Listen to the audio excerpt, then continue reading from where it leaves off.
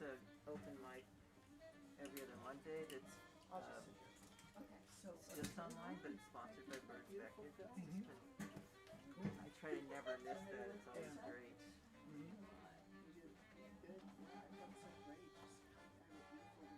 Yeah, it kept me sane for sure. So we really are pretty much ready. So let's just give it 5 minutes for people to settle in. Yep. You know, 10 or whatever works. But The late, there's not the really late anything more to poets do. still mingling in anyway, so, you know, some of the Yeah, readers I mean, are no there. rush. We got plenty of time. Late poets mingling. But everything's in place. Sounds scary. I know, it does, doesn't it? Yeah. Who might come in? If they're late. Thank you for does being that able to not say mean it. Yeah. I hope they're not late. Late poets. Tardy. Tardy. Yeah. Yeah, we're somewhat, Time is but it's pretty like solid right now. Space kind of, How are you, Anna? I'm good. How are you? fiddling with it. Yeah, I I don't think know. Joe did a few too many She yesterday. said, late. Oh, conference in order? You want to check it out? No. Headline? Is it the headline? You want me to headline? All right, I'll headline. Let's get it Works over hard with. all the time. Right, He's yeah. got a You big want, like, spasm you want back. to, like, I'll just do a quick little introduction. That's fine. I don't really have much to I read won't tell anyway. you. Could you find anything this morning? He may have his Yeah. I mean, body pride at Of stake. hers? Yeah, yeah, I know he's not accustomed. so generally we'll just read Our yours post was 15 minutes. really Oh, yeah, Try to take do this. That's a Dude, Oh, this is fun. about It's like he a exercises. No, it's not. It goes so quick. Like the one No, like, I mean, picked welcome anything to our out. age. Right. I picked Like, pick something or came something. over Shut yesterday up. when after they landed to pick up their Oh, wow. just throwing in Oh, something oh, grumpy. I got for some reason. I Well, got, no, I don't know what you're I got doing. your I don't want to read. I just want to talk. My name is. oh, well, you can do that. I mean, they put poetry on the thing, but I didn't tell anybody to put poetry on the thing. Remember, you Because and I then were he was like, don't show you. And I'm like, "Here you go." To the class. Push the button. There's two Yeah, I sections. was thinking about reading her, In the front. just her speech. Got it. Yeah. just mix it in. It's such a And my burger's Yeah. in I might introduce that. marriage. I also Because it- the one at the end of the You know, poetry deal. I was mentions really you sad and when Jack died. So beautiful, yeah. At the end. I guess I missed that because I'm always going through books looking for my name. And I At a never reading find for it. this Indonesian long ago, my son Rudy said, Did you I think was about the it? warriors. I say, Mom, that's because there's so many parts to ours. Wow, really? I said that? Yeah, you did. I must have been much smarter. Oh, so you stopped I must have been much smarter back then. I'm glad you had the other side. Yeah, I'll read your speech. Yeah, poet laureate. If you want, I mean, Yeah, you choose. I mean, it's one of my favorite things. Well, you might as well. Yeah, I think it's 'Cause, you know- lead off because the vision of what the city was, Yeah, you know, exactly. probably more and more from it. Yeah. Did you ever You'll see. It'll be a surprise. I gotta read something out of this whole rant. Oh, yeah. or Well, that's Actually, that's what I was thinking about too. That's a powerful and important one. Oh, it's beautiful. I felt beautiful for the first I time. always choose it to read it, so I chose really not to do it because I'm like, Really? I'm sorry. I'm I like, can read that. Rather to tell her. And she just said, It's in, also, It's in, well, it's in there. Is it? got me Yeah. through it. She said, you had a life before Jack, you had a life with Jack, and now Yeah, that's on 159, I think, rant. he was like, So what she just What book do you have? Yeah. Good on Yeah. ya. Jean's, was helping. Jean's a good student. He knew the number of the page and everything. Well, And something also stick. Life Chant, Revolution Alert 68. How do we get on that topic? We could do that even Body together. aches and pains. Oh, by Chemistry, feeling saying fallible. how difficult Robert. Oh, yes, Robert, yeah. I'll read the That's how I introduction. went there, at least. No. You can select talking about somebody else, Right, right. We don't know. We don't talk about other people. And certainly nothing like that. Grew up speaking novel. Jenny now. Hi, Jenny. Hi. She stopped it around. I am Sarah Paul. I've heard a lot. But I was Italian. I don't know what the mix is. Didn't you play drums back in the No, day? saxophone. When I was a little kid, yeah. I gave it up for drugs, alcohol. Oh, played for a few years. I think that's when I crossed paths with you when you were doing that. Cause I seem to remember like keeping you up at like Community Music Center. that must have been it. Yeah. I used to take lessons. Community Music Center. And the people, I remember your mom saying that the people in there would be like, "Oh, you're Rudy's mom." Like she wasn't famous to them. Only because you were you.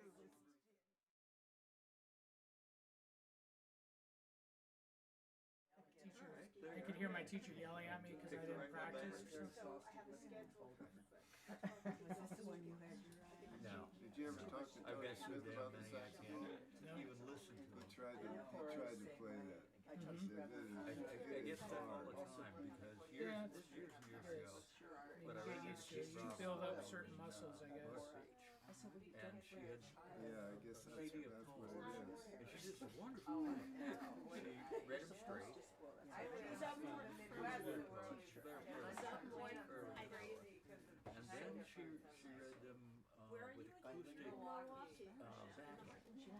And then she read them with a full band. And you can pick whichever version you want. And I get so lost in trying to figure out which one I want to hear right then. She's writing her poem. I know if I bought a new car, the technology would be overwhelming. Yeah. But they also don't know their fiddle players anymore. Yeah. Scream. I still have one from 15 years ago, but that's, of course, the car is 60 years old. And once you get that, if you get that down, they'll have something else. Exactly. 5 minutes. And it'll be full of planned obsolescence. I got to my house. What did you do? She said she's coming. She was just said, put me in later in the reading. Definitely, I was trying to help her get 2 driverless cars. I just don't know. I'm trying to keep places in town. They're all over Park Street in my neighborhood too. What's the deal? Okay. I mean, like all in the books that I can read and then you prefer to read at the end. You get priority choice. No, it's fine. I'll read that. Okay, I'll start. Okay. Good teacher. We'll just wing it all. Wing it. Let's keep winging it. Keep back if you go first. Exactly.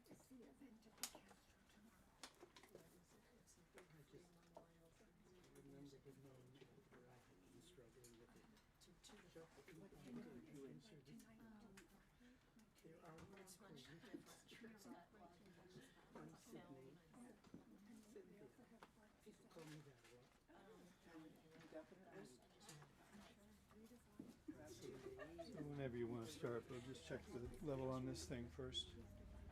So, how's this? Is this getting amplified much? Can you hear it out there? Okay. Don't really hear it so much up here. It's hard to tell. Great. Okay. So if you need this mic at a different height, we can always adjust it for you. So don't leap to the conclusion that you have to deal with it wherever it is. Okay. Do you want to go ahead and get started? Yeah. Okay. Jenny Jo Wendland is going to basically run this show for us, aren't you? That's right. That's a great thing. Nice to have a little show for Diane. Yeah. So thank you all for being out here. Diane di Prima is the subject of our adoration and affection, and what's about to go on. So Jenny Jo, go ahead. Thank you, Eric. Thank you so much, Eric. Can you guys hear me? I'm the short one. Always. So thank you so much for coming out to celebrate Diane di Prima, who we all love, the amazing woman, feminist, beat, Buddhist, incredible poet, revolutionary. I had the honor of studying with her for many years here in the city and teaching alongside her during her poet laureateship. And we had many readings here at Beckett over the years, and I felt it was just a special way to honor her to do the same for her. And the bookstore she loved the most, which she sure did. So some of us are going to read a separate poem. We're going to read her work, and a few of us will read a poem that we wrote back to her. This is something she taught me and I've really loved and held on to, and that is, the concept that poets are contemporaries throughout time, whether they're dead or whether it's in the future. We're leaving a line for those coming after us. And she had the epiphany in her youth that she could write directly to Keats and Shelley and H.D. And that changed a lot for her. So for those of us who knew we were reading in advance, we played a little with the idea of write a short one back to her, as we know she's here with us and enjoying that, the play of our words with hers very much. So that's what some of us will do. And I think Rudy's going to kick it off first with reading. I'll come back and read a little bit too. So her amazing son, Rudy di Prima. Amazing. Yeah, it's amazing.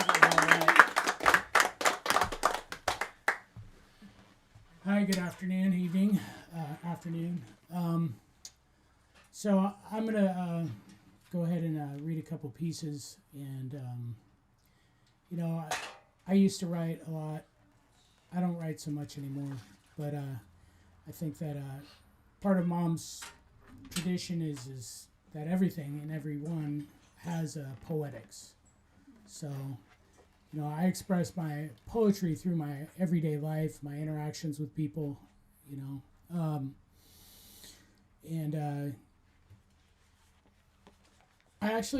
going to read a couple pieces out of these books, but there's I was scrambling around this morning looking for stuff to read because I thought I should read some of my stuff, and I have a sheaf of my poetry that I put on my bookshelf somewhere, and I can't find it, and then I go through my computer and I find stuff, and what I wanted to read, one of the things I wanted to read that is I think the most poignant thing that she wrote pretty recently before she passed away was that Michael McClure, her dear friend, passed away pretty soon before she did, and so she wrote a poem when he passed away. They were very close friends for a very long time, and the poem she wrote was, "We ran to the river in the dawn light, shouting Shelley."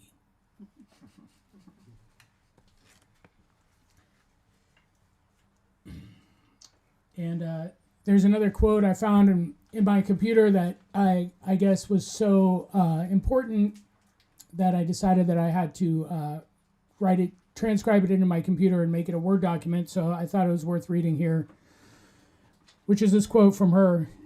It says, "I think the poet is the last person who is still speaking the truth when no one else dares to.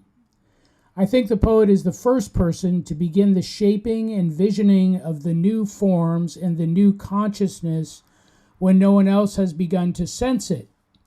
I think these are two of the most essential human functions." Do you want me to read that again? Yeah.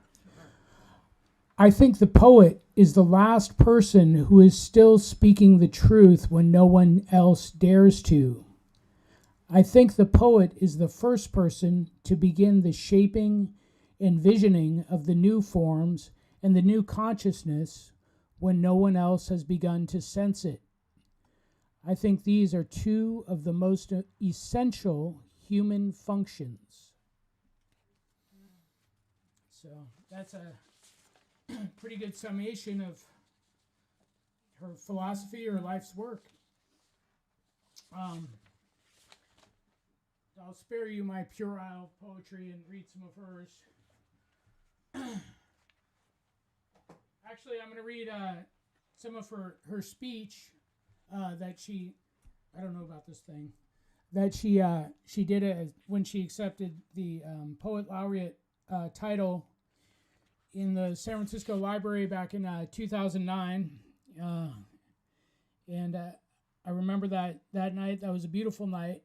So many people came to see her, and she says, "When I came to San Francisco in 1961, I came to a magical place, a city of bright air and beveled glass, of jazz and poets. Stained glass windows tucked above the front door in even the poorest neighborhoods, and vistas of bay and hills and sailboats that took my breath away while I waited for a bus. I moved here in 1968. I brought with me 14 grown-ups, so-called, and all their accompanying kids and pets, horns and typewriters, and at least one rifle. We moved from the Hotel Albert on University Place and 10th Street in Manhattan to a 14-room house on the panhandle of Golden Gate Park, a house with an in-law apartment, a 2-car garage, and a garden that I'd rented for $300 a month. Now, as an aside, Mom always liked to make sure that you knew how much the rent was. You know, when we moved into a flat on Laguna Street in 1978, it was Page and Laguna, it was $330 a month. And it had like 2 big front rooms, another bedroom, a big long railroad hallway, and then a back bedroom. And, you know, it was $330 a month. And she was like, I cannot believe how much this costs. You know, my first apartment when I moved to the village was $33 a month in 1953.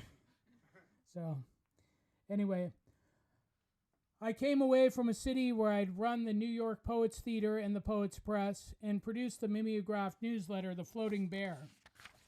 First with my lover Leroy Jones, and later when I left him and married someone else alone. Roy resigned. He said it was for personal reasons. But New York was a city that had by that time grown too harsh, too hard to live in, a city in which I'd seen too many deaths. I came to new dreams, to a choice to be active, to actualize what in New York I'd only been able to write about. I came here to work in new ways for change, the grace of possibility that had opened on this coast. Because in the New York of the 1950s, where I came of age as a poet, one wrote one's dreams, but didn't try to make them happen, to bring about what could be. I'd like to read a poem I wrote back then when I decided to go ahead and have a baby, to be a single mom. Song for Baby-O, Unborn, written for Jeannie, my first child, in early 1957. I was 22. Sweetheart, when you break through, you'll find a poet here. Not quite what one would choose. I won't promise you'll never go hungry or that you won't be sad on this gutted, breaking globe. But I can show you, baby, enough love to break your heart forever. I can't tell you how many young mothers have written to me, emailed me about this poem in years since.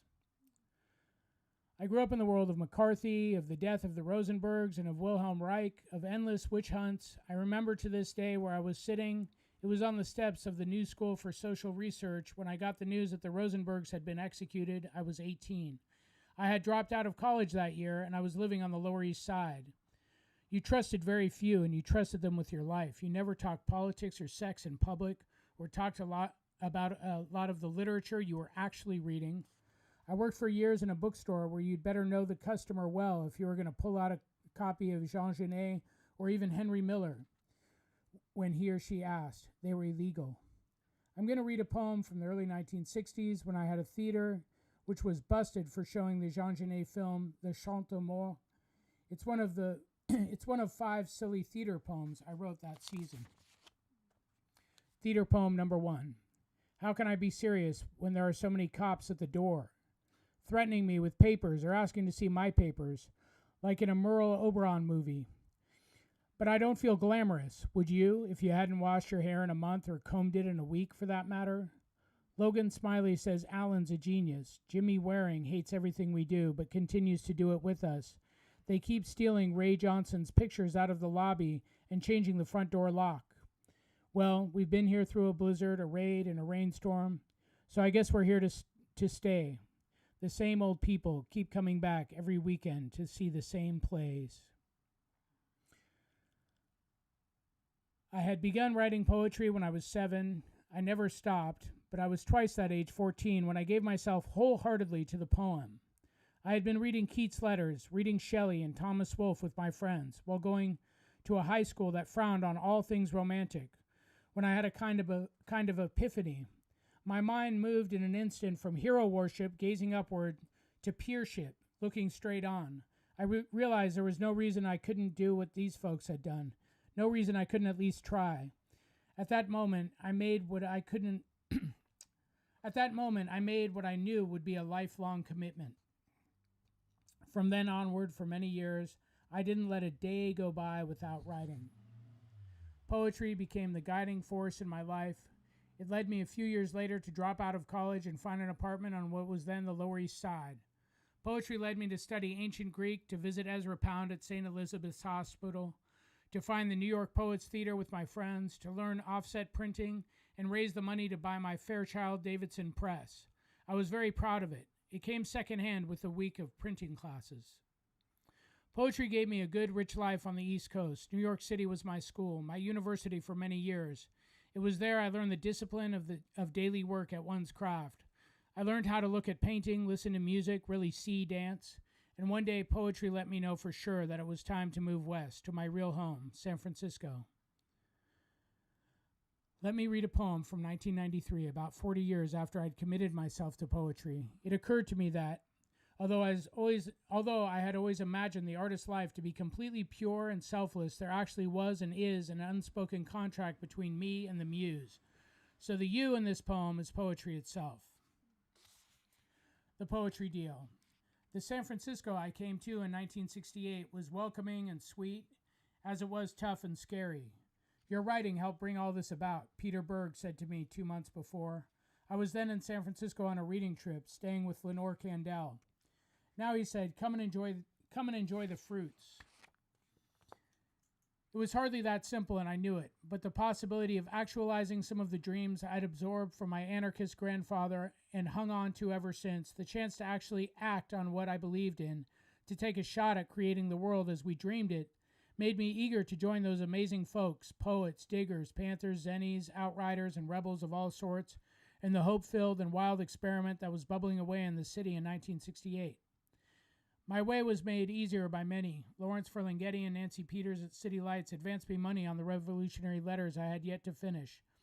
Michael and Joanna McClure, Lenore Candell, Peter Coyote, Kirby Doyle, and Dee Dee Morrill, Lou Welch, Marilyn Rose, the folks at the Oracle, and many, many others made it clear that I and my sprawling, nondescript tribe were welcome here, that there was plenty of work to do and plenty of room for us all. Back in New York, my friends and I had indulged in some creative financing spurred on by the many assassinations in the news.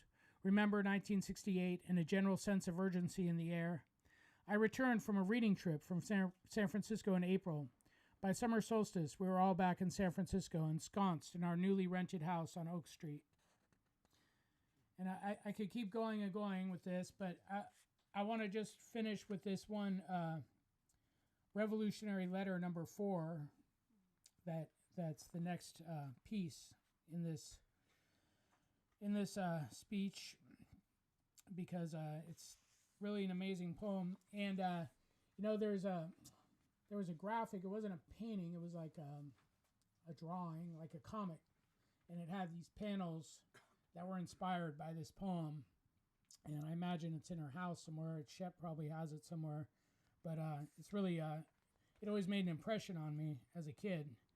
And it had these images from this poem. And it's revolutionary letter number 4. And it says, left to themselves, people grow their hair. Left to themselves, they take off their shoes. Left to themselves, they make love, sleep easily, share blankets, dope, and children. They are not lazy or afraid. They plant seeds, they smile, they speak to one another. The word coming into its own, touch of love on the brain, the ear. We return with the sea, the tides. We return as often as leaves, as numerous as grass, gentle, insistent. We remember the way our babies toddle barefoot through the cities of the universe.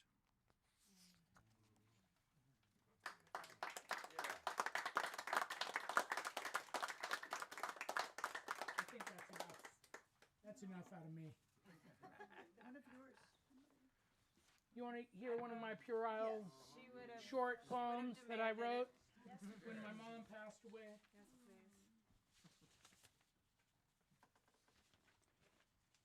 yes, please.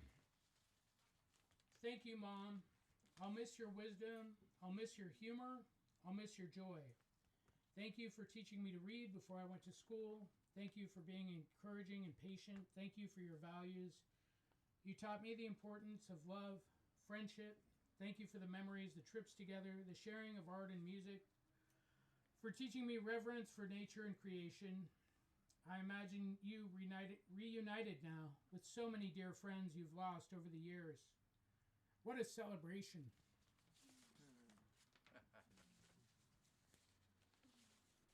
And this I wrote a birthday poem for a few years before she did pass away, but it's a birthday poem for Mom. Driving too slow on West Marin back roads, Joan Baez on the portable cassette recorder. I wait for someday I'll call up Rudy. We work together at the factory. Fed my little ego. You turn Tara and I loose in Petaluma with $5 each while you interview for a literary journal.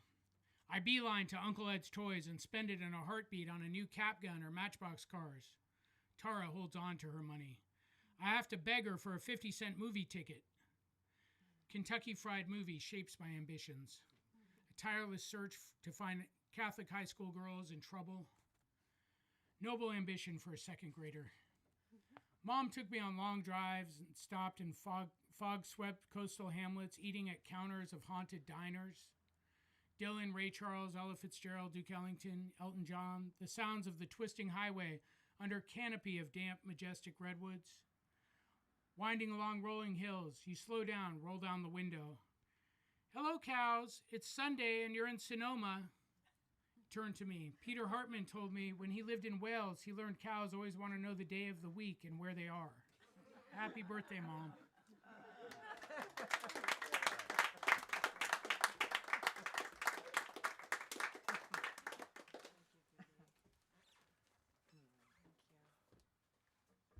Amazing.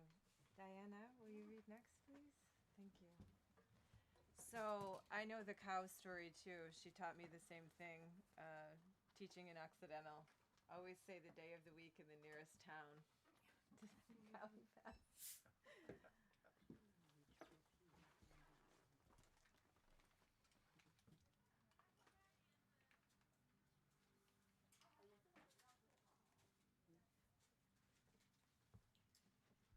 Hello. Let's bring that mic down.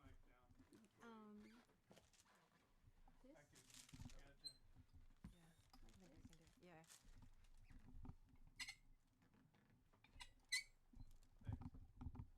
Thank you.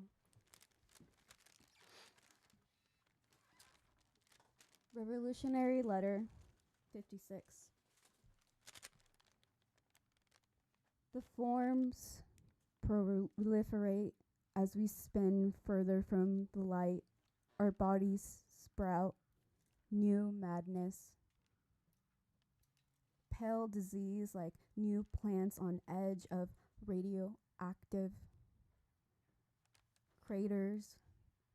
We sprout new riches of design, Baroque apologies for Kali Yuga till the ether calls, holds us, house in the galaxies like some big fish.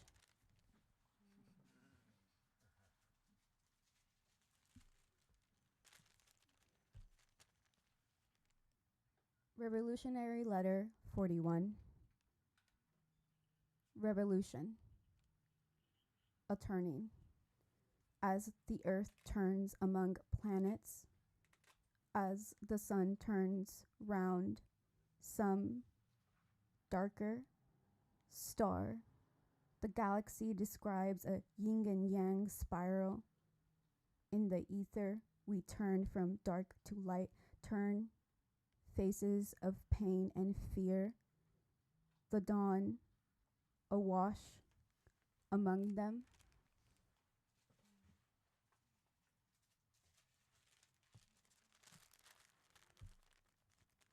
Revolutionary Letter 12. The vortex of creation is the vortex of destruction. The vortex vortex of artistic creation is the vortex of self-destruction. The vortex of political creation is the vortex of flesh destruction. Flesh is in the fire. It curls and terribly warps.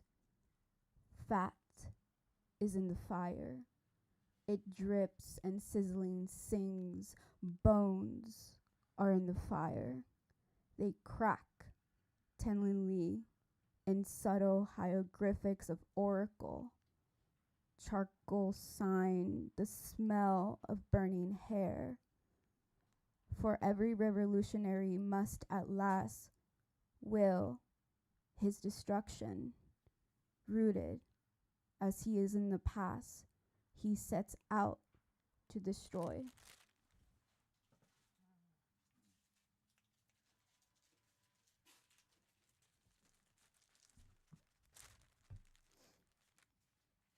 Revolutionary Letter 46.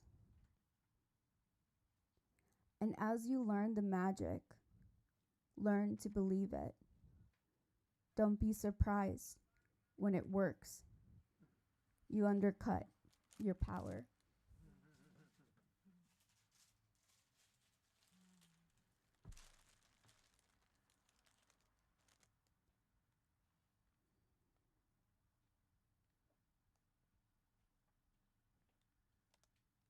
Revolutionary, revolutionary, revolutionary.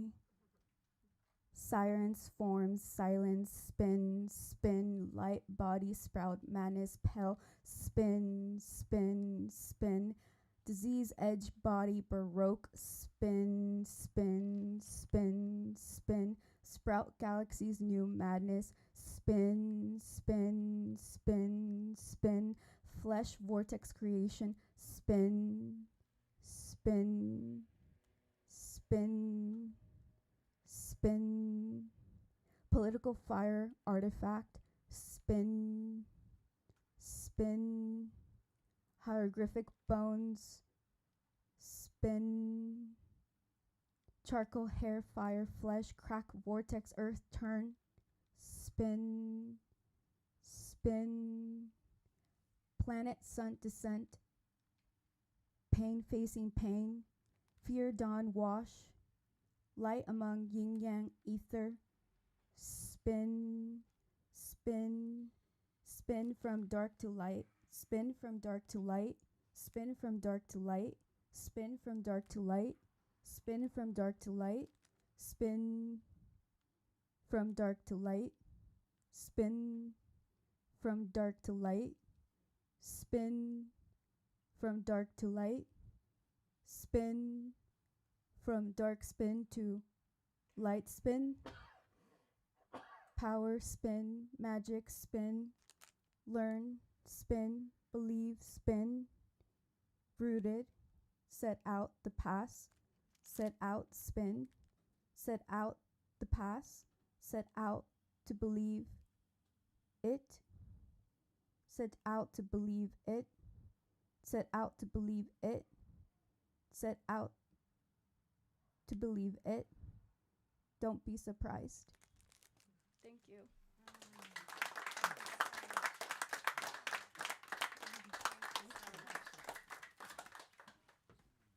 Wow, that was amazing. Thank you so much.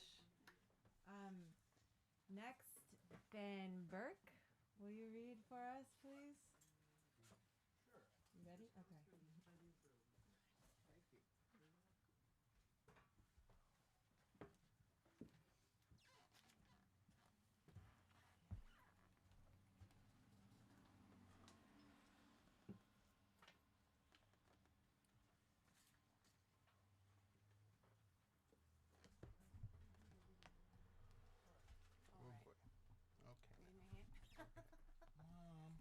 Mom's here. Whoa. Mom's here. You got it? I don't know. I don't think so. Maybe it's the other way.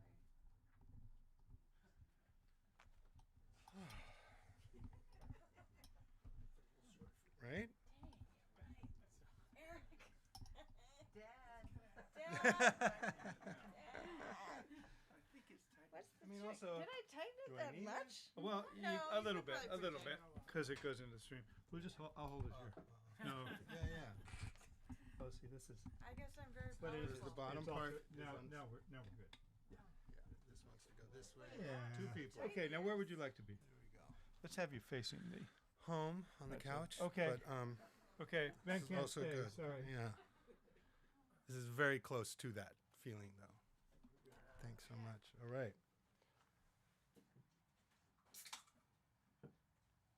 Some juice. All right. It's really nice to be here. I'm a new member to the Diane fan club, thanks to Jenny Jo.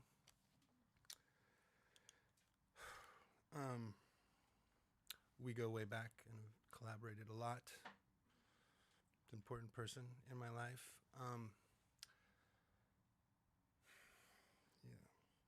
I also lost my hero this year in February. So this hits home big time. I get it.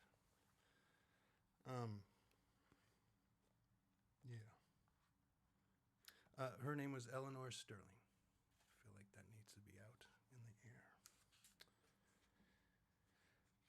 I was also going to read number 4. That is the poem. But I'm just going to move right on. To Revolutionary Letter number 7. There are those who can tell you how to make Molotov cocktails, flamethrowers, bombs, whatever might be needing. Find them and learn. Define your aim clearly. Choose your ammo with that in mind. It is not a good idea to tote a gun or knife unless you are proficient in its use. All swords are two-edged and can be used against you by anyone who can get them away from you. It is possible, even on the East Coast, to find an isolated place for target practice. Success will depend mostly on your state of mind. Meditate, pray, make love, be prepared at any time to die. But don't get uptight. The guns will not win this one. They are an incidental part of the action, which we better damn well be good at. What will win is mantras, the sustenance we give each other, the energy we plug into, the fact that we touch, share food, the Buddha nature of everyone, friend and foe, like a million earthworms tunneling under this structure till it falls.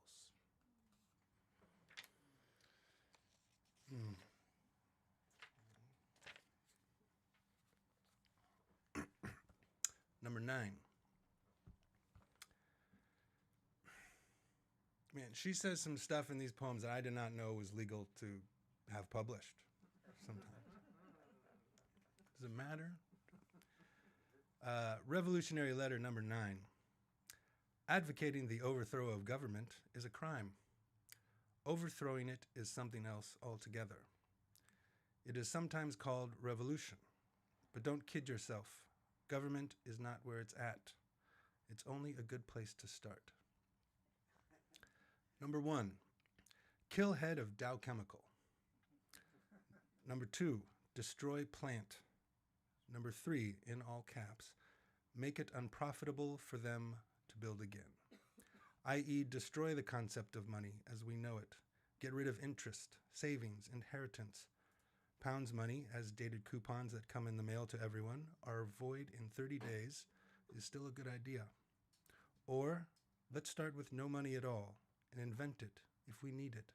Or, mimeograph it, and everyone print as much as they want and see what happens. Declare a moratorium on on debt. Maybe both. Maybe they're the same thing. Declare a moratorium on debt. The Continental Congress did on all debts, public and private. And no one owns the land. It can be held for use. No man holding more than he can work, himself and family working. Let no one work for another except for love. and what you make above your needs will be given to the tribe, a commonwealth. None of us knows the answers. Think about these things. The day will come when we will have to know the answers.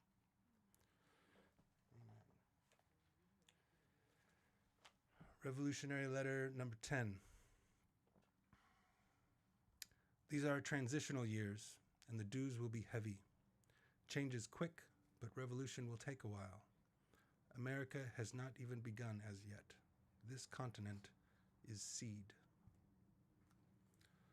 And then in place of the other one, we'll do a roulette.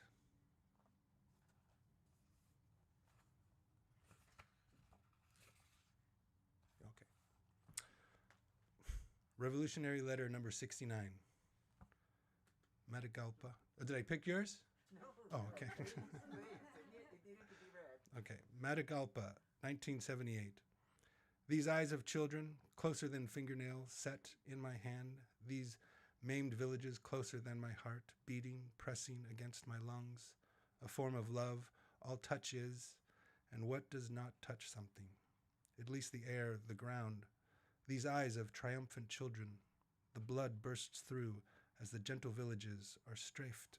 The blood, bone, muscle, burning, but the forests are full. The deserts on the move, the jungles whisper, resist.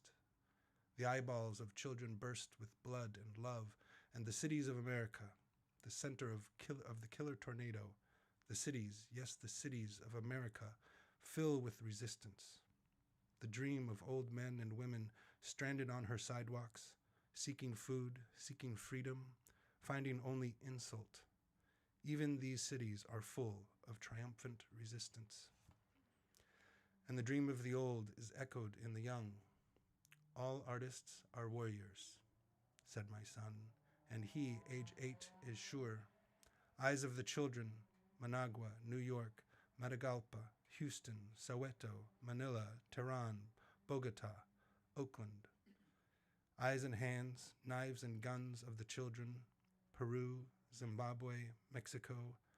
Eyes and hands, knives and guns of the children.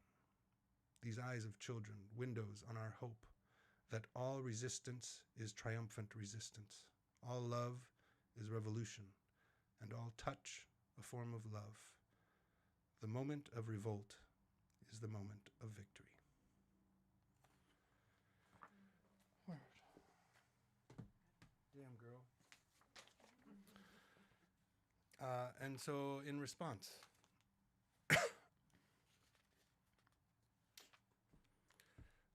this is called To Be Honest. I sit inside this book upon this shelf. I've watched these shelves get filled over and over again, pasts and presents revealed, futures painted. I've read what's been said, but what's been done? What's been done?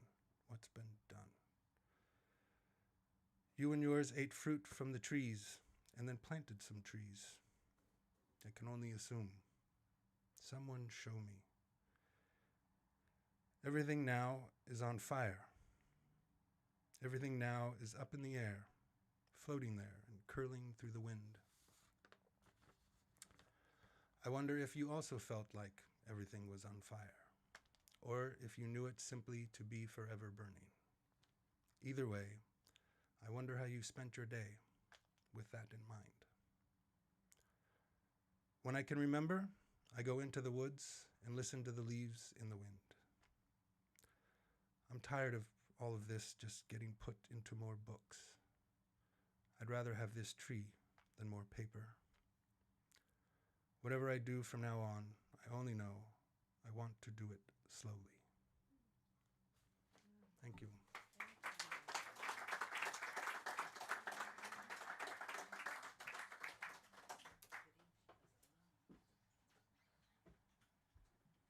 Thank you so much, Ben. It's beautiful. Next, Kitty Costello will read some poems of Diane's.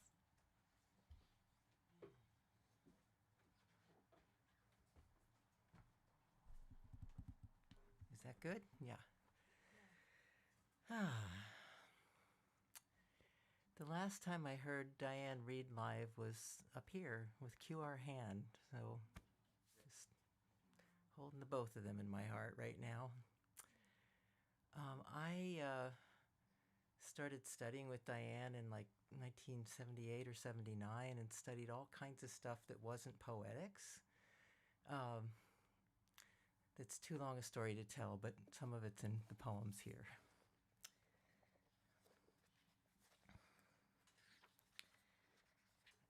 Diane really encouraged writing death poems because and she did it herself every day. Shepard says there's like poems everywhere around the house that he's going to be discovering till the day he dies. So she expressed that she was so, she was afraid that when the moment came, she'd be hanging on and wouldn't be present. So she wanted to get it through her head. So writing death poems was something she did a lot. And here's one of them. He breathes. So I'm printing out poems to send to 26 magazines who want them or say they do. I figure I better get on it while I have the time. My book is done, at Viking even now getting messed with in unthinkable ways, and I have the time and I better use it. Yesterday I went to visit a friend who's dying, and that always reminds me, get the poems out while you can, and everything else for that matter. Not to mention I had a dream last night that wasn't so good. So I am printing out poems and the phone rings and it's someone from the Examiner. And only this morning I read the Examiner will soon be extinct, so I wonder how the guy feels about that. And I pick up the receiver and he says he heard Gregory Corso died last night and he wants a quote. They always want a quote, and usually I ignore them. But this time I say he had the greatest lyric gift of any of them. Alan, Jack, the greatest innate genius. Yeah, says the guy, but genius and discipline don't often go together. I have discipline, the guy says, but no genius. I have just finished printing out a poem for Sharon Dubiago and want to get on with it before we all drop dead, So I tell him to call Alan's office. Alan will still have an office after we're all gone, and that office will have quotes for everything. I am so grateful. And he wants to know about Gregory's time in San Francisco, and I tell him to call City Lights, and then I hang up. By this time, my printer is spitting out old haikus. I only have 68 poems, and 25 magazines want them or say they do, and I want to send at least 3 poems to each so they'll have a choice. And I'm trying to figure this out, do the math, when the guy calls back. He says he got through to Allen Ginsberg's office, and the woman who answered said only, "He breathes." That's good, I said, and thought about Ray Bremser and Jack Michelin not breathing and my friend in Mill Valley and all the rest. Me too, soon.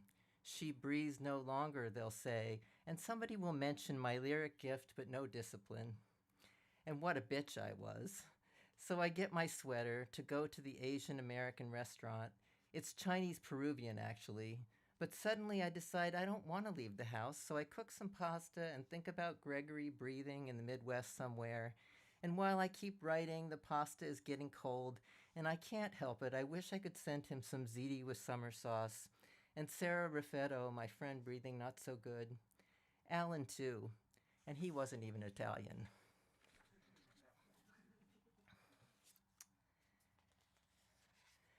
So, I studied with Diane for, 9 or 10 years in the late 70s and early 80s. And I never studied poetics with her during all that time, though we certainly generated a lot of poems. And then I was blessed with attending the last poetics series that she ever taught back in 2015. And I just was writing notes like crazy while she was talking during this, and I didn't know why I was doing that, but this poem is why. Poetic Guidance from Diane di Prima, a found poem. In the morning, when you're not quite you, ride that to other times and places. Overhear things. Trust a tiny piece of memory and keep going. Be completely on your own side. Write at the same time each day, and your body will depend on it. Nothing is as important as writing in the time you set aside for writing. Kickstart. Make a collage, sharpen pencils, light a candle. What you do with your actual selves is more important than image. Image is more important than words. Organizing is as important as anything. Take a walk, look for clues, all senses. What happened on that very street in that very spot? Pick a color, see it everywhere you go. Window shop for a character you might want to wear. Ask about or to for any poem. Think of those you're writing for, not those who will be upset by what you write. Write the history only you know. Read, read, read. Read obituaries. Keep a notebook of title pages with no content. Let it come. Or pull down a book and grab a passage to start. See stuff between the lines on the page. Include present moment interruptions in your piece and look for coincidence. Hold the paradox. Study alchemy, biology, the society you're in. Don't understand it, don't believe it, but know it's true. Take the scary fork in the road. What is your poem's darkest secret, its biggest fear? Ask the I Ching, the tarot. Write what you must never write. Bored, hungry, can't sit there one more minute? You're probably onto something. Hold still through all your bad writing, through all your frightened, jealous critics. If there's something you're doing well, they'll pay you anything to stop doing it. Believe the news they never teach you. Things you hate are waiting to delight you if you take the time to learn them. When stuck, cut in dreams, cut in comic books. Write for all beings. Write your own death poem. For heaven's sake, don't believe your opinions. Accept the limits of your body. The requirements of our life is the shape of our art. Thank you.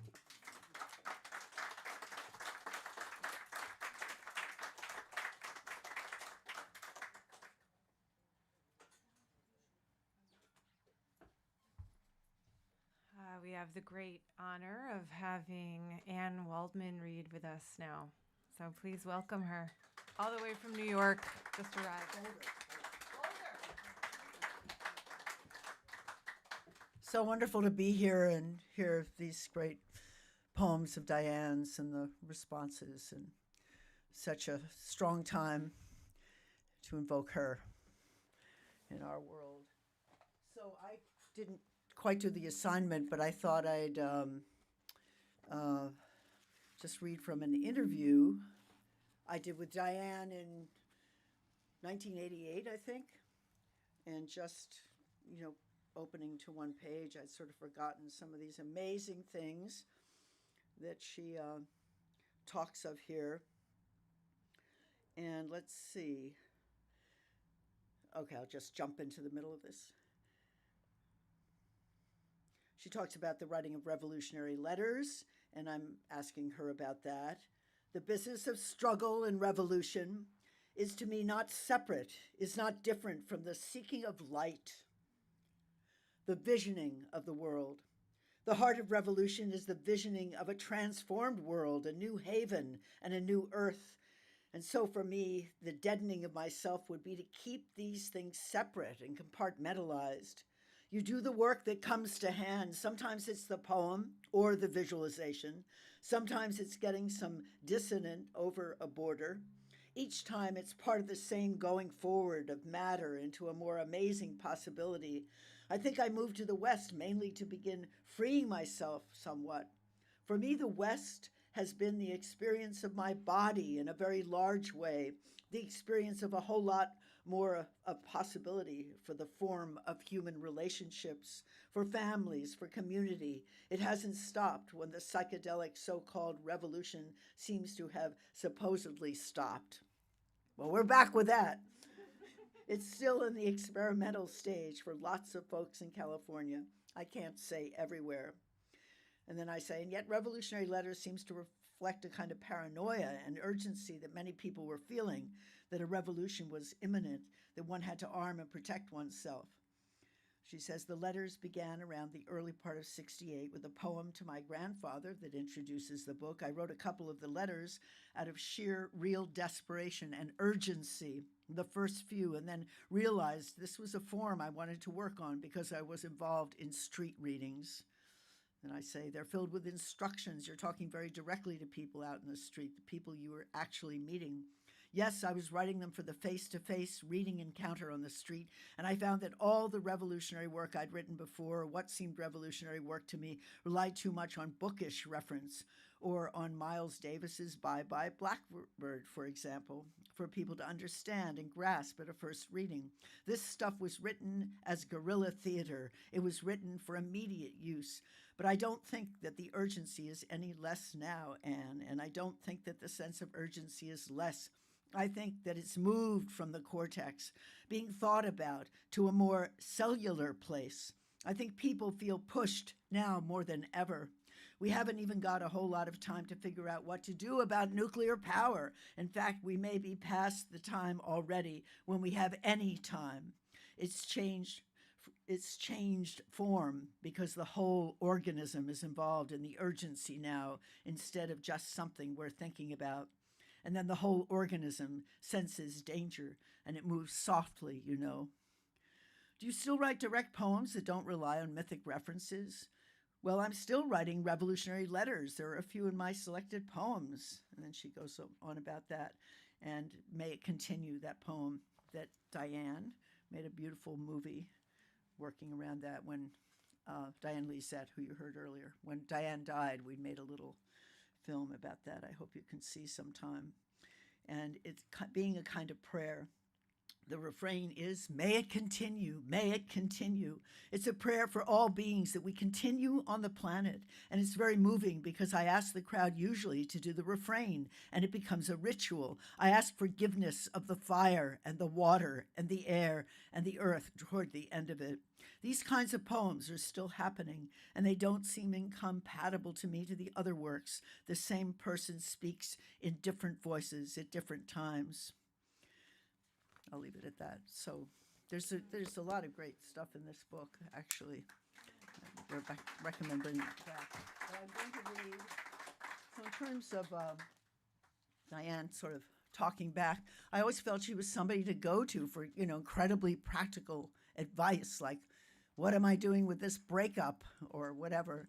And I was going through some things when I was working on this new book, Bard Kinetic, and Cedar Saigo had said, you need to be more personal, tell more personal, memoir-ish kinds of poems or something. I don't think he would use that word. But so I found I was going through some old journal or notes, and I remember, we would talk when I was working in Boulder, sort of getting Naropa started really, into those years. And then we'd talk about this and that, and then what was going on with our lives, that sort of thing. So this poem I pieced together more recently from that, those words I had. And I call it Practical Thunder.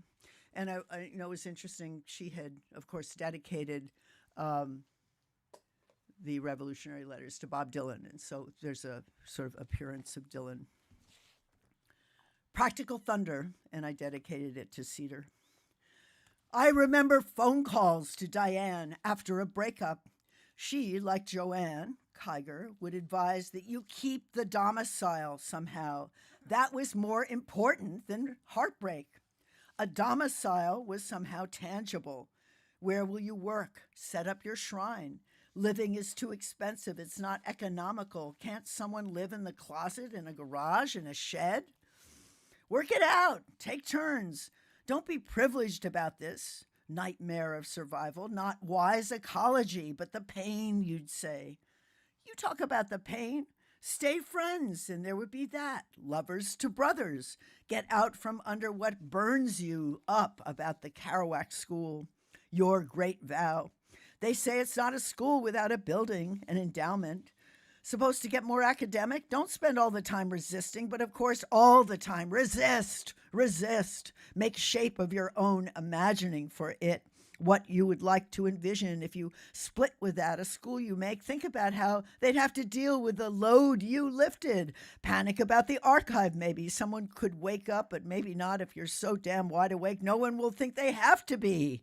Too scared to let go. Guess so. But I promised Robin Blazer we'd all be in archive heaven together forever. And Amity said, don't let them get lost. Don't forget Moonset, the upside-down left-hand path, Ulat Bompsy, topsy-turvy, who's in, who's out. We're all the scandal. Never be an apologist for anyone. Not the godforsaken beats. Please, we will have our beat day in court. Her third eye, high concern. Out from inside was checking me out through the wires, maybe feeling a pulse inside, sympathy.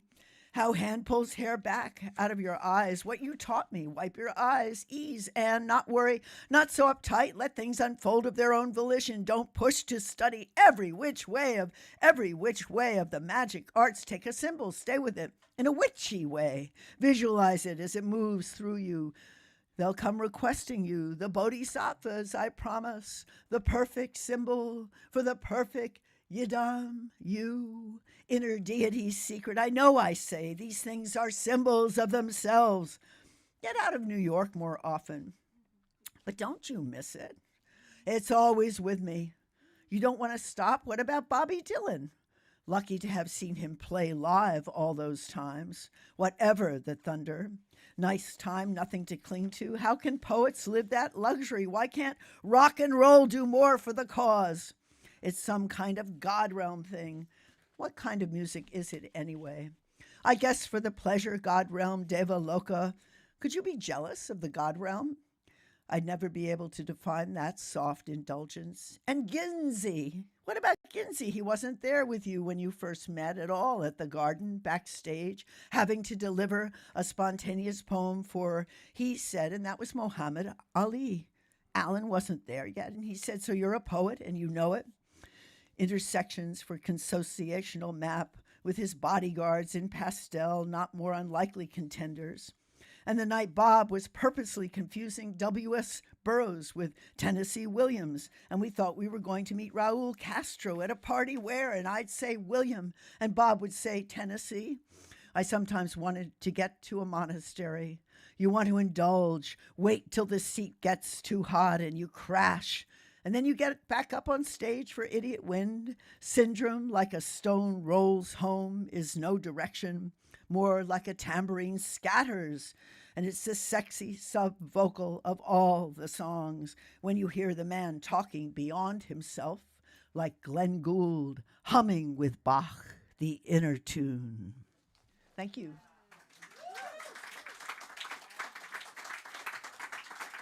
Thank you, Diane.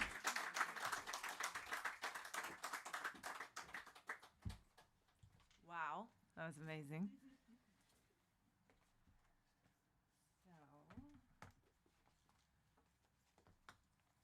I will read next. I'm Jenny Jo.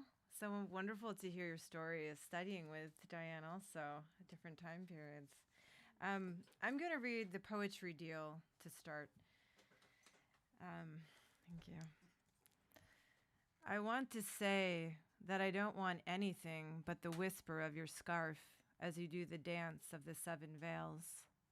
Soft sound of your satin slippers on the carpet and the raw, still bloody meat you toss my way that I chew on all night long. I don't want anything you don't already give me.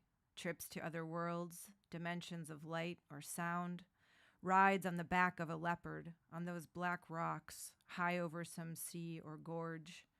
But it isn't true. I want all that. Sheet lightning of quasars that you dance between, those colors, yes, but I want you as mother, sister, stone walls of the cave I live in trance for 7 days, the mist around my cabin that makes it invisible. I want the flare and counterpoint of words, and I want the nonverbal, what never can be spoken, as a foundation. I'd like my daily bread, however you arrange it, and I'd also like to be bread or sustenance for some others, even after I've left. a song they can walk a trail with. Thank you. You did. I don't think we talked about money or success or fame, whatever that is, for a long time. I hope you'd forget that part. Now I'll do as you say about all that, whatever seems most useful. I'd like to keep learning how to brew bitter herbs and how to make them translucent, edible, almost crystalline. What I offered you wasn't much. You can always wake me like my closest friend or most loved lover. You can burn my favorite snapshot of myself. Lead me on paths or non-paths anywhere. You cannot make sense for years and I'll still believe you. Drop husbands, tribes, and jobs, as you wish. You mostly aren't jealous, have taken your place alongside gardens, bread making, children, printing presses. But when your eyes shoot sparks and you say, choose between me and it has always gone. Except when it was my kids. I took that risk, and we worked it out somehow. Now I've come to a place where there are no kids, no tribe, no bread, no garden. Only you and your two faces, formed and formless. Nothing to hold back now, and nothing to offer. I stand before you, a piece of wind, with notebook and pen. Which one of us is it dances, and which is the quasar?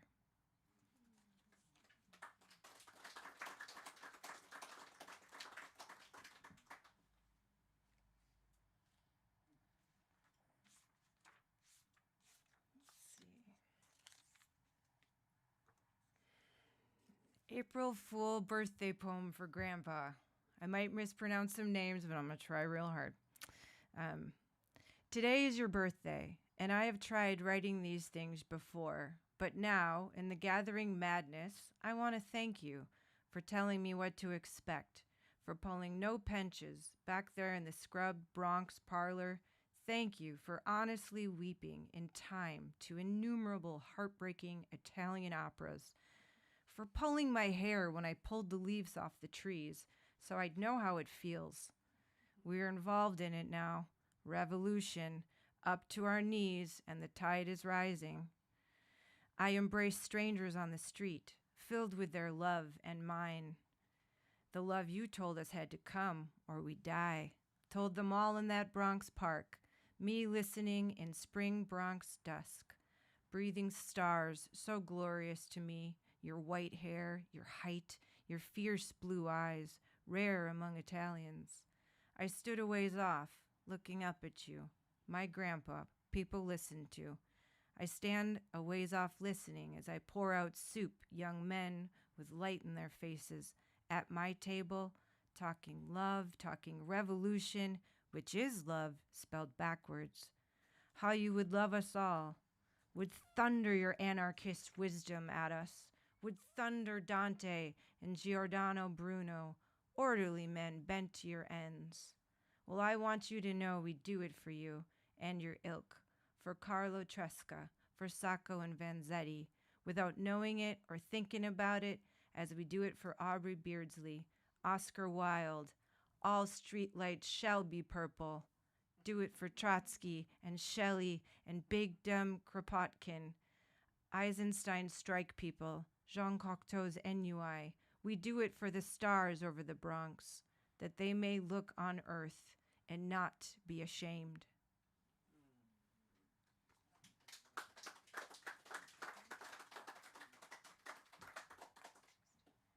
right.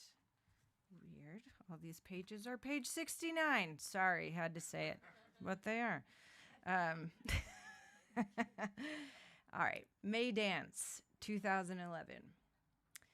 May the standing stones once more guard the edge of the space-time continuum. May the maypole dance, the dance of life, continue. May we begin the healing of our earth. May brightness cease to fall from the air. May we remember who we are, who we have always been.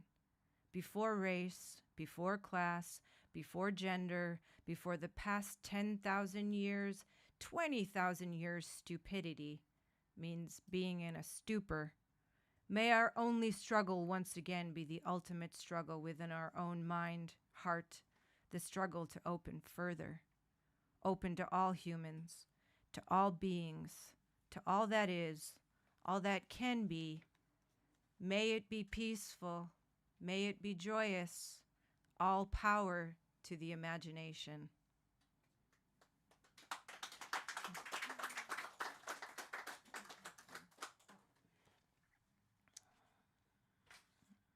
Oh, I really love this one.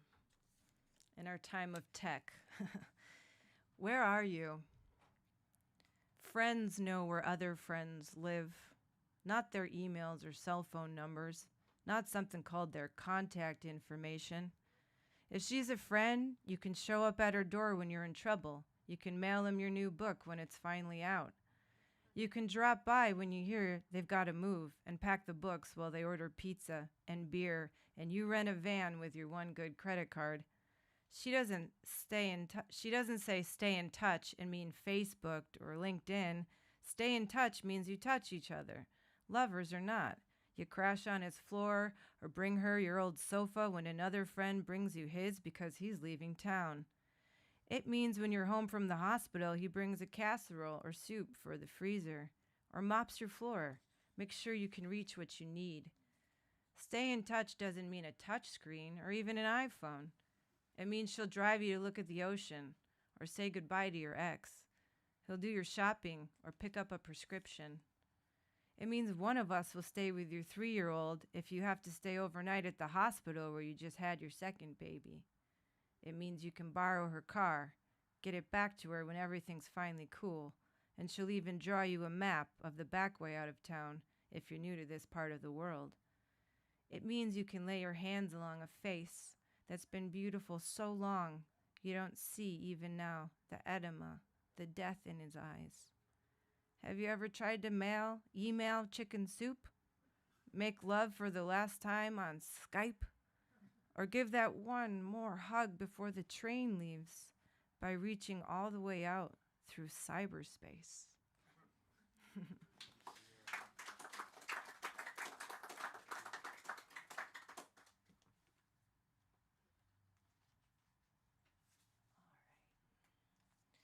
Well, Diane is the godmother of my firstborn child, and I was quite a young rascal poet, theater maker with Ben here, and the mission when I began to study with her and saw a sign hanging at City Lights Books, just posted up, said you could study with Diane. I couldn't believe it. Called it, and got to meet her that way, and she helped me through all those young, chaotic, wild artist days, and taught me that I could be an artist and a poet and a mother all in one. And I'm not going to say it's easy, but I thank her from the bottom of my heart for it. And so I'm going to read Prayer to the Mothers. They say you lurk here still, perhaps in the depths of the earth or on some sacred mountain. They say you walk still among men, writing signs in the air, in the sand, warning, warning, weaving the crooked shape of our deliverance. Anxious, not hasty. Careful. You step among cups, step out of the crystal. Here with the holy glow of your dark eyes.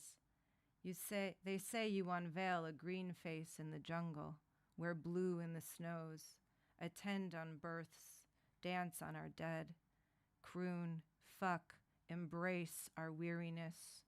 You lurk here still, mutter in caves, warn and weave warp of our hope, link hands against the evil in the stars.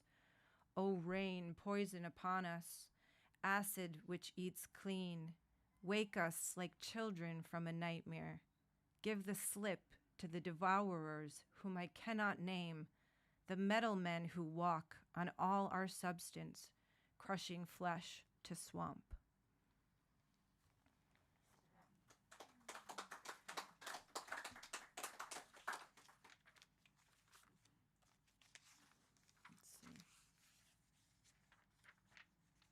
Yeah, so this is what I wrote rather quickly in response.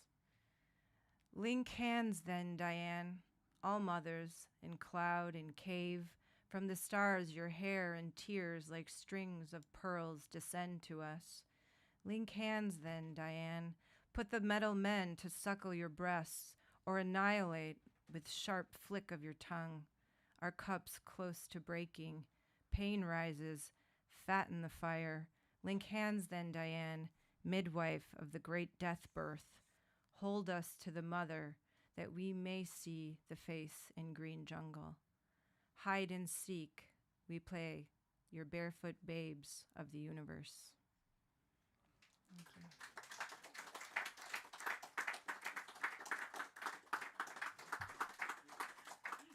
I shall introduce Noland. Hello, please join us.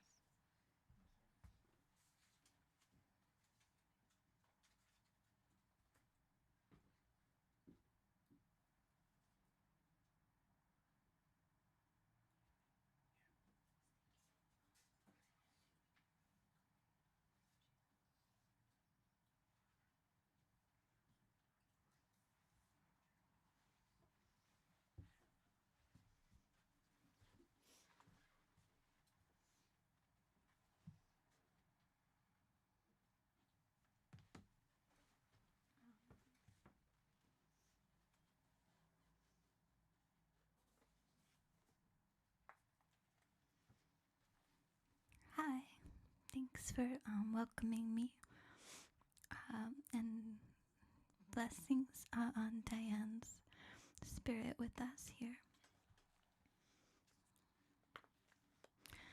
From Loba. The Loba priestess as bag lady utters ragged warnings. Don't cheapen Aphrodite. Don't sell the objects she holds in her hands. Don't demand that she show herself naked. Take the cloak along with her, welcoming folds of the robe. She is bright, too bright you don't understand.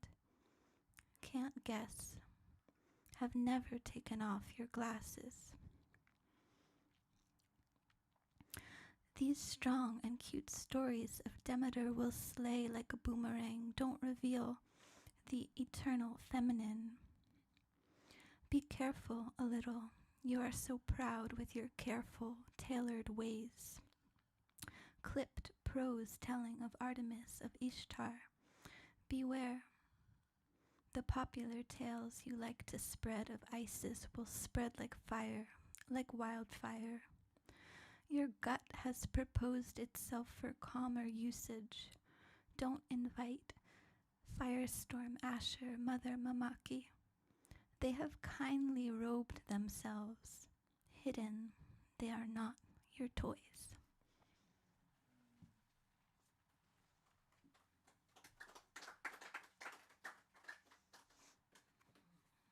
Something I really love about Diane, I think Anne also was mentioning this, that her magic is a work.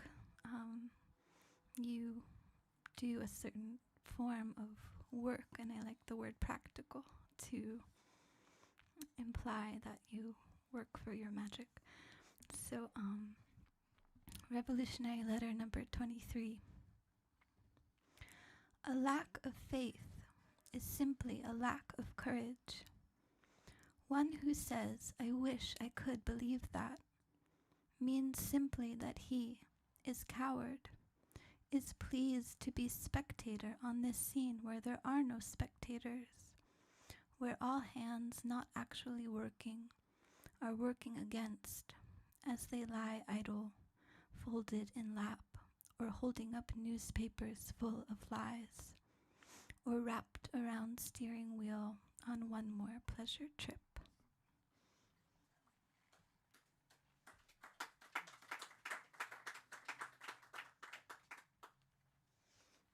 Just a few little shards from this early Earth song.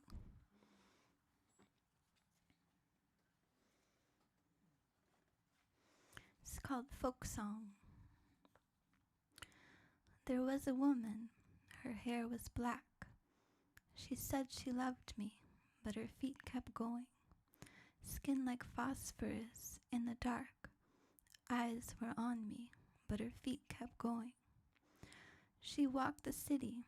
She crossed a bridge. She reached her house. She turned around. The city pleaded. The river wept. Young girls with blue eyes called her name. They combed her hair at open windows. They threw her peaches, but her feet kept going. She came to a land at the end of the world where no true word can cross the air.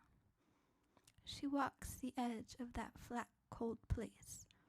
Wind whites her hair, and her feet keep going.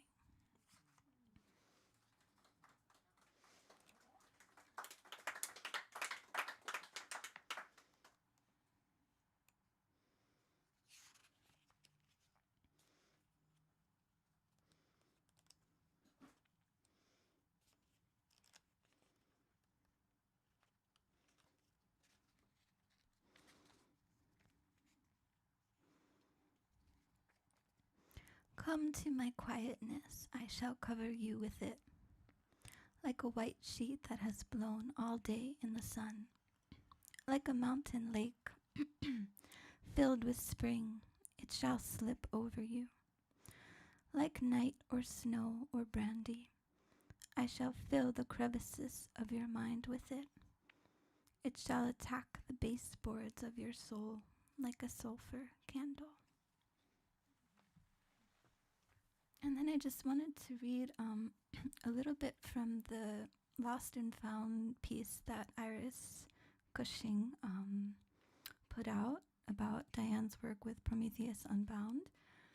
And I'll read a little bit from that and then a little bit of Prometheus Unbound and then go into a little piece in reflection. Thank you.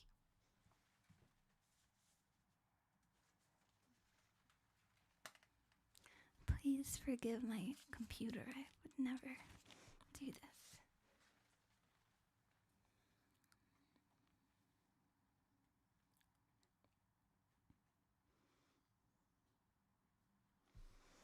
Prometheus Unbound as a magical working. There is an inner and outer magic. The external forms of magic employ the manipulation and changing of objects, including the body of the magician, which are in direct or indirect correspondence with the nature of the willed change. We say a ritual takes place. In the working of inner magic, the ritual is performed in the spirit vision or the imagination. It is a matter of molding the stuff of astral light. For example, we seek the aid of Aphrodite, we burn sandalwood in a copper bowl, wear green robes and oil, and fill the room with roses. Sound is the theme of Prometheus Unbound, curse, choruses, world of music and light. And since his medium is poetry, it is music that is emphasized. The fourth act, like one Turner canvas, one in light and one in sound. To vision anything clearly, to charge at with sufficient energy, infuse it with will. These are the steps of inner magic. To charge with sufficient energy, the best conveyors of human energy are the emotions. And of all the emotions, love. To charge the vision with an affect of love, as in Bruno's memory system. All truly magical poetry, true poesis, depends on this. Mercury leading the Furies, he is the conductor, the conducting wire. He brings whatever he is commanded to bring. When Prometheus drops the stance of defiance and hate and opens to the natural compassion of his heart, which is the universal solvent, then the Furies appear. The ministers of pain and fear and disappointment and mistrust and hate and clinging crime, they are the lingering traces of doubt, self-doubt, guilt, remorse, all the unfinished business of our hearts, which has free rein to speak when we give up the ego posture which keeps them at bay and let ourselves down into ourselves. The purging of the Furies is the process which is known in alchemy as the flight of the crows. It doth repent me. I wish no living thing to suffer pain.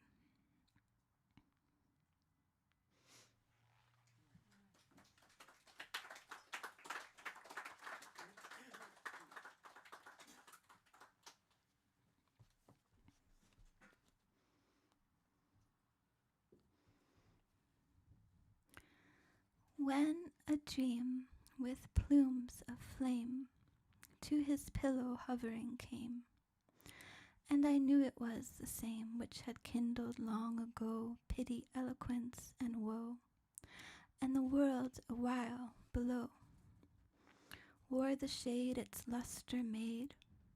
It has borne me here as fleet as desire's lightning feet. I must ride it back ere morrow, or the sage will wake in sorrow. On a poet's lips I slept, dreaming, like a love adept, in the sound his breathing kept. Nor seeks nor finds he mortal blisses, but feeds on the aerial kisses of shapes that haunt thought's wildernesses.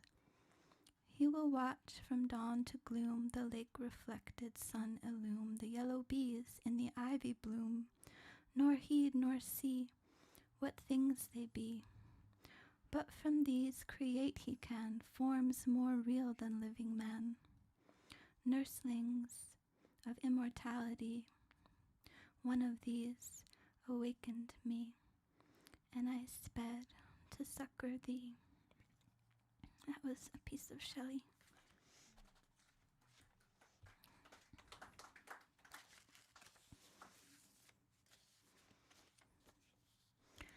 And the world a while below, I will ride back towards the morrow, or the sage will wake in sorrow. The double vision of no other rider near, we walk towards dreams hanging in the ether. I knew not my name, I knew not their faces. I wandered again, mystery and orphan sonnet gone, held a 10-year silence. Besides, a riot of perfume hung upon the air. A line threaded through halo, innocent child birdsong spun on twilights doubled. I was compassion's flashing diamond ring, she who walked a city myth collapsed, romantic tarantula with desire crawling down 6th Avenue to you. Circus runaway, down a spine of Naomi Wise, folk hero chrysanthemums trembling in the cloud womb. Black peony, maudit in the unknown, ether anonymous jeweled veil, knew not own name, own face. Lotus rattling in the mind's harp, a crosstown bus translucency. Apparatus of contradictions worn around the eyes. Black rainbow gate as poet walking, secret highway talking tonight. Thank you. And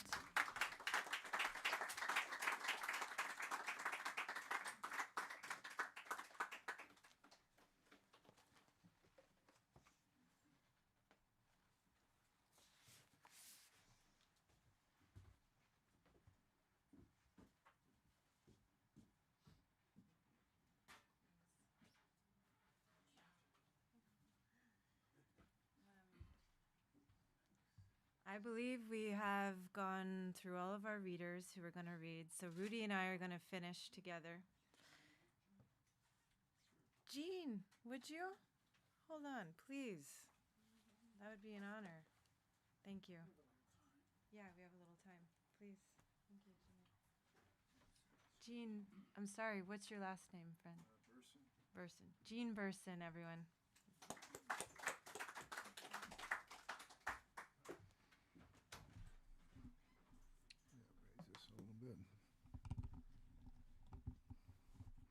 force it. I met Diane in the late 60s. She had just moved out here and was running a poetry in a schools program out of State College, and I gave her whatever she wanted in terms of workshops. Drove her around in my Volkswagen a lot. She was living down on Page Street. And it took a while. We spent a lot of time together in the car. But she was a bit guarded or wary, maybe, because I was the person that was signing the check, so to speak. But I didn't make a big deal of that, and I was grateful to be able to send her to Wyoming. I think that made an impact because I think she got involved with some Native Americans, and eventually Loba came out, which was a pivotal book for her. I had a little trouble when I think she was writing revolutionary letters when I knew her. And I looked into that book, and it wasn't really taken with it right away. A little bit telling you what to do put me off. But as I've read more of her work, I realize how critical it is with someone like that. It was really a kind of avatar on the edge, creating her life, speaking very much to the moment, critical to see the whole scope and arc, because all the changes, like she has a very transcendental view, a very tender view, mixed with like the poem about the destruction, and very generous spirit. And the line in Rant that stays with me a lot these days is that the war that matters is the war against imagination, because it's a very uncynical perception. It's a call, actually, to you, to all of us, to imagine how it could be. So an underlying dissatisfaction with conditions as they are, founded basically with the idea that understanding that the world is an illusion, gives each moment an opportunity to create yourself and create your world, our world, really. So I'd like to read a little bit from Rant.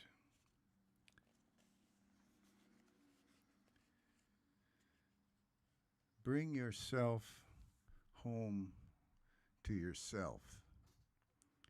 Enter the garden. The guy at the gate with the flaming sword is yourself. The war is the war for the human imagination, and no one can fight it but you, and no one can fight it for you. The imagination is not only holy, it is precise. It is not only fierce, it is practical. Men die every day for the lack of it. It is vast and elegant.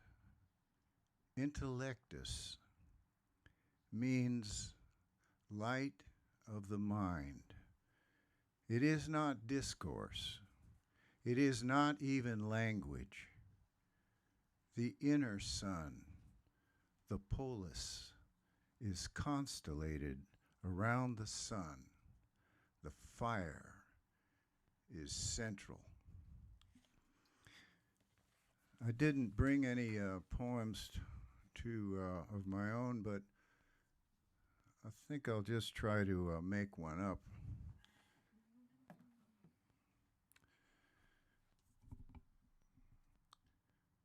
Harvesting emeralds. There is a mine in Brazil that the big, vicious mining companies don't know about. I enter the mine with a group of natives. Our wet steps echo in the tunnel, and the roots move and shift, and we are feeling along the walls, the dark walls for the fissure of a darker dark. One of us feels one and follows his fingers into the crevice and stops and whispers something to the man who leads this group and the tribe. That man is the only person allowed to harvest the emeralds. He reaches in with both hands as if delivering a calf and rustles his fingers around a globe like a bunch of grapes of wet emeralds and gradually coaxes them from the inside of the wall. The wall is a placenta and draws out completely dark, completely black emeralds, which are eggs of light waiting to be seen.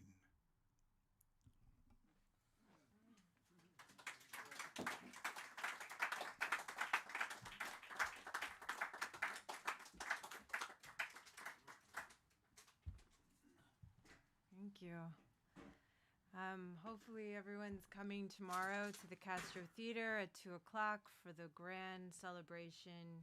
Getting to do this now is so exciting for everyone because, it was COVID, so we didn't get to properly celebrate.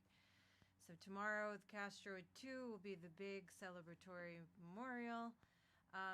And if you have the means to donate to the GoFundMe, the event is all free. So there's a Facebook page and an Instagram and all that, tech stuff, but those things are all appreciated. We're going to end the reading by reading Life Chant. And if you are so able to contribute, Shep told me that often Diane would bring prints of the poem to readings so that you'd know when to chime in. But the choral line is, "May it continue."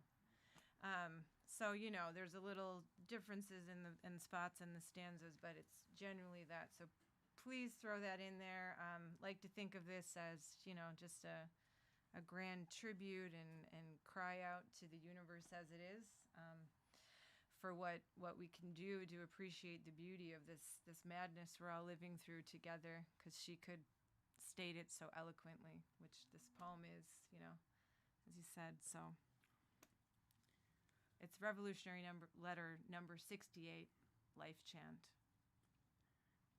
May it come that all the radiances will be known as our own radiance of the Tibetan Book of the Dead. Cacophony of small birds at dawn. May it continue. Sticky monkey flowers on bare brown hills. May it continue. Bitter taste of early miners' lettuce. May it continue. Music on city streets in the summer nights. May it continue. Kids laughing on roofs, on stoops, on the beach, in the snow. May it continue. Triumphal shout of the newborn. May it continue. Deep silence of great rainforests. May it continue. Fine austerity of jungle peoples. May it continue. Rolling fuck of great whales in turquoise ocean. May it continue. Clumsy splash of pelican in smooth bays. May it continue. Astonished human eyeballs squinting through eons at astonished nebulae who squint back.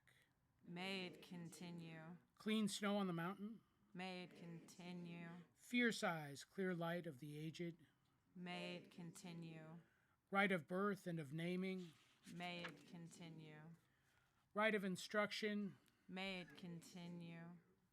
Rite of passage. Love in the morning, love in the noon sun, love in the evening among crickets. May it continue. Long tales by fire, by window, in fog, in dusk on the mesa. May it continue. Love in thick midnight, fierce joy of old ones loving. May it continue. The night music.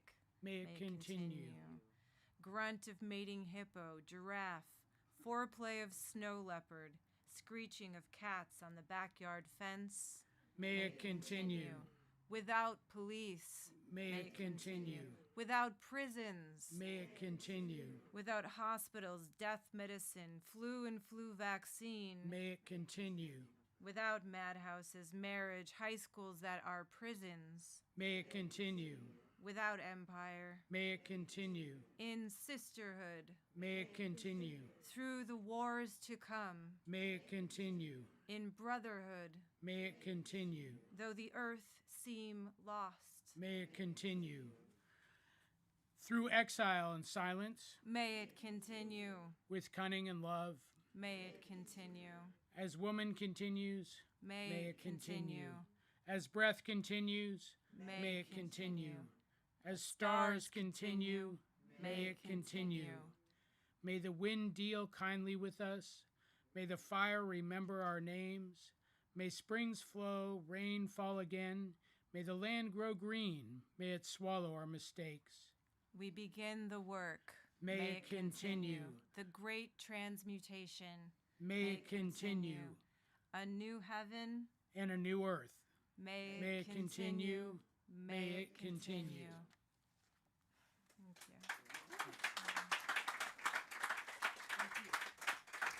Thank you so much for coming out. There's a million books up here that are so amazing. Thank you, Eric, for getting the big stash. So have a look, purchase. Thank you.